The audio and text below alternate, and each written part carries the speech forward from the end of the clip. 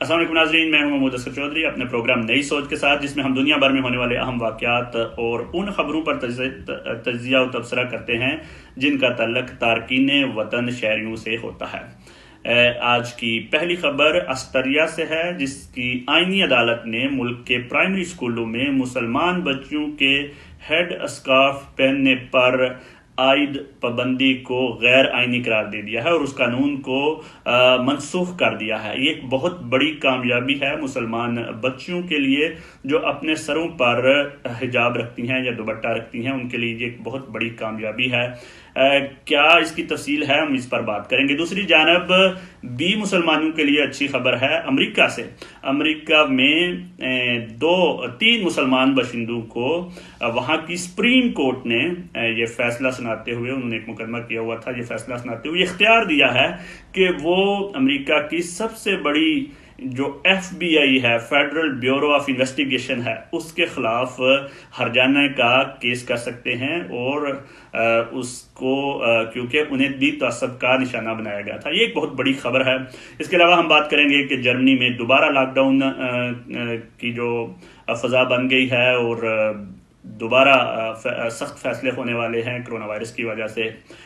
اس کے علاوہ ہم بات کریں گے کہ امریکہ میں بھی کل سے کرونا وائرس کی جو ویکسین ہے فائزر، اس کا آغاز ہونے والا ہے۔ آپ ہمارے ساتھ رہیے گا۔ ویڈیو میں آگے جانے سے پہلے میں آپ سے گزارش کروں گا کہ آپ ہمارے دونوں چینلز کو لائک کر دیں، سبسکرائب کر دیں، اور فیس بک کے اوپر ایک آپشن ہوتا ہے سی فرسٹ کا، اگر آپ اس کو کلک کر لیں تو ہماری خبریں فوراً آپ کو ملتی رہیں گی۔ ہمارے ساتھ رہیے گا۔ آسٹریلیا کی آئینی عدالت نے ملک کے پرائمری اسکولوں میں مسلمان بچوں کے ہیڈ اسکارف پہننے پر عائد پابندی کو غیر آئینی قرار دے دیا ہے۔ ایک فیصلے میں ایک مقدمے کا فیصلہ سناتے ہوئے آئینی عدالت کا یہ کہنا ہے کہ یہ قانون تعصب پر مبنی قانون ہے۔ یاد رہے کہ آسٹریلیا حکومت نے پچھلے سال یعنی 2019 میں پارلیمنٹ سے ایک قانون منظور کروایا تھا، جس کے تحت مسلمان بچوں کے لیے اپنے سروں پر سکارف رکھنا، جو مسلمانوں کا طریقہ ہے اپنا سر ڈھانپنا، اس کو قانونی طور پر منع قرار دے دیا گیا تھا۔ آسٹریلین سیاستدانوں کا یہ موقف تھا، انتہائی دائیں بازو کی پارٹیوں اور دیگر قدامت پسند پارٹیوں کا یہ موقف تھا کہ اس قانون کی مدد سے مسلمانوں کی بچیوں کو والدین کے جبر سے بچایا جا سکتا ہے۔ سیاستدانوں کا کہنا تھا کہ چھوٹی بچوں کو سکارف کی پابندی ان پر جنسی طور پر ظلم کی نشانی ہے، اور یہ ایک سمبل بھی ہے کہ اسلام سیاسی طور پر سیاسی طور پر یورپین ویلیوز پر حملہ آور ہونا چاہتا ہے۔ اس قانون کے خلاف آسٹریلیا میں 2 مسلمان بچیوں کے والدین نے مقدمہ دائر کیا تھا اور یہ موقف اپنایا تھا کہ یہ قانون صرف مسلمان ہیڈ اسکارف کے خلاف بنایا گیا ہے۔ دوسری جانب جب کہ آپ دیکھتے ہیں کہ پورے یورپ میں یہودی بچے اور سکھ بچے، یہودی اپنے بچوں کے سر پر ایک چھوٹی سی ٹوپی رکھتے ہیں، اور سکھ بچے جو ہیں وہ اپنے سروں پر پگڑی وغیرہ باندھتے ہیں، تو ان پر اس طرح کا قانون کیوں کوئی لاگو نہیں ہوتا؟ یہ صرف مسلمانوں کو کیوں ٹارگٹ کیا گیا ہے؟ جو کہ ایک بڑا اچھا موقف تھا۔ وائنا کی ملکی آئینی عدالت کے سربراہ کرسٹوف گرابن واٹر نے کہا کہ یہ قانون اس لیے غیر آئینی ہے کہ اس سے امتیازی رویوں، مذہبی آزادی اور آزادی فکر سے متعلق اصولوں کی نفی ہوتی ہے۔ عدالت کا یہ کہنا تھا کہ یہ خطرہ بھی اپنی جگہ موجود ہے کہ اس قانون کے باعث مسلمان بچوں کے لیے تعلیمی رسائی ناممکن ہو جائے گی، کیونکہ ظاہر جب والدین جن کا یہ خواہش ہے کہ ان کی بچیاں اعلیٰ تعلیم حاصل کریں، تو اگر آپ اسکارف پر پابندی عائد کر دیں گے تو یہ خطرہ بھی موجود ہے کہ وہ شاید اسکول نہ بھیجیں۔ کرسٹوفر نے آئینی عدالت کا فیصلہ سناتے ہوئے کہا کہ سر کو ڈانپنا یا ہیڈ اسکارف پہننا صرف مذہبی بنیادوں پر کیے جانے والا عمل نہیں ہے، بلکہ اس کی ثقافتی اور روایتی وجوہات بھی موجود ہوتی ہیں۔ اس بنا پر عدالت نے متعلقہ قانون منسوخ کرنے کا اعلان کیا ہے۔ آسٹریلیا میں مسلمانوں کی نمائندہ تنظیم نے اس کو ملکی اتحاد اور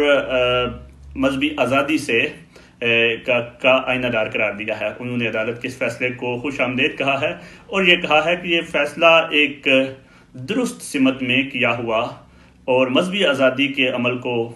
مضبوط کرنے کی طرف ایک اچھا قدم ہے۔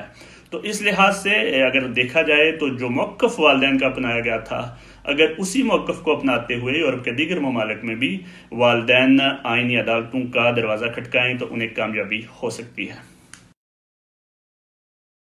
دوسری جانب ایک اور خبر آئی ہے امریکہ سے، جس میں 20 مسلمان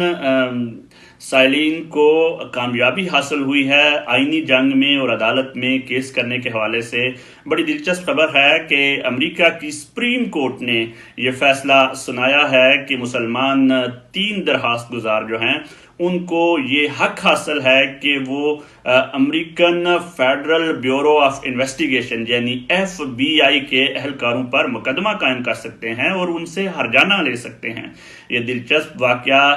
کا آغاز سن 2007 سے ہوتا ہے، جب FBI ایک درخواست گزار محمد تنویر اور ان دیگر 2 اہلکاروں 2 مسلمان باشندوں کو اس بات پر آمادہ کرنا چاہتی ہے کہ آپ ہمارے ساتھ تعاون کریں اور مسلمان شہریوں کے لیے جاسوسی کیا کریں۔ اس آفر کو انکار کرتے ہوئے محمد تنویر اور دیگر مسلمان باشندوں کا کہنا تھا کہ یہ بالکل ہمارے مذہب کے خلاف ہے کہ ہم اپنے ہی لوگوں کے جاسوسی کرنا شروع ہو جائیں، اور یہ ویسے بھی اخلاقی طور پر بھی غلط ہے۔ اس جواب کے سننے کے بعد امریکن FBI نے ان کو انتقامی کارروائی کا نشانہ بنایا اور ان کے اوپر ان کا نام نو فلائی لسٹ میں ڈال دیا، یعنی وہ امریکن حکومت کی اجازت کے بغیر نہ تو سفر کر سکتے تھے، نہ ایک جگہ سے دوسری جگہ منتقل ہو سکتے تھے، یعنی ان کو مشکوک افراد کی لسٹ میں شامل کر دیا گیا، جو کہ صرف ان لوگوں کو شامل کیا جاتا ہے جو براہ راست دہشت گردی کے مقدمے میں ملوث ہو یا جن پر شک ہو کہ وہ دہشت گردی میں شامل ہو سکتے ہیں۔ تو ایک لحاظ سے ان تینوں باشندوں کو براہ راست ایسا کوئی تعلق نہیں تھا، یہ ٹرک ڈرائیور تھے، یہ سفر بہت زیادہ کرتے تھے، ایک شہر سے دوسرے شہر پلین کے ذریعے آتے جاتے تھے، لیکن چونکہ انہوں نے FBI کی بات نہیں مانی تو FBI نے ان پر یہ کیس کر کے ان کو قسم کا انتقام کا نشانہ بنایا۔ جب ان لوگوں نے ان تینوں نے عدالت کا دروازہ کھٹکایا تو اس وقت امریکی صدر